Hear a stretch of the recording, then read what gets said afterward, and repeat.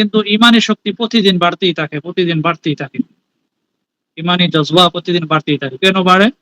যখন একজন মানুষ মাথা ব্যথা নিয়ে আসে, পেট ব্যথা নিয়ে আসে, আপনি কোরআনের একটা আয়াত পড়লেন, যে কোনো একটা দোয়া পড়লেন, একটা ফু দিলেন, ফু দেওয়ার সাথে সাথে রোগীটা হয়ে গেল সুস্থ। তখন আপনার দিলের মধ্যে একটা ঢেউ মারে, একটা জজবা আসে যে আল্লাহ পাক কালাম কোরআন কত শক্তিশালী। এই যে আপনার মনে মনে যে আসছে আল্লাহর পাক কালাম কোরআন কত শক্তিশালী, একটা আয়াত পরে ফু দিছি, পেটে ব্যথা সরে গেছে, মাথা ব্যথা নষ্ট হয়ে গেছে, দূর হয়ে গেছে। এটাই ইমানি শক্তি বাড়া। এগুলা নিয়ে সোয়াবও অনেক, প্রতিদিন শত শত, যারা সবসময় রোগী দেখে প্রতিদিন হাজার হাজার তাদের আমল নামায় সোয়াব লেখা হয়। কারণ রোগী দেখা, আমরা যারা নুরি, যারা মোদাব্বির বা নুরি যারা আমেল, আমরা কিন্তু সব কোরআনের আয়াত দিয়েই করি।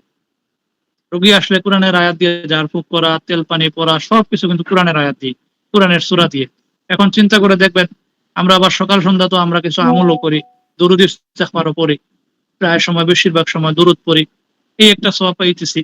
আবার আমরা যখন রোগী দেখি, তখন রোগীর যখন ঝাড়ফুঁক করি, আমরা বিভিন্ন আয়াত পড়ি, বিভিন্ন সূরা পড়ি, দরুদ ইস্তেগফার পড়ি, প্রতিটা হরফের মধ্যে 10টা করে নেকি লেখা হইতেছে। তো এই লাইনে আসার পরে ইমানি শক্তিও বাড়ে,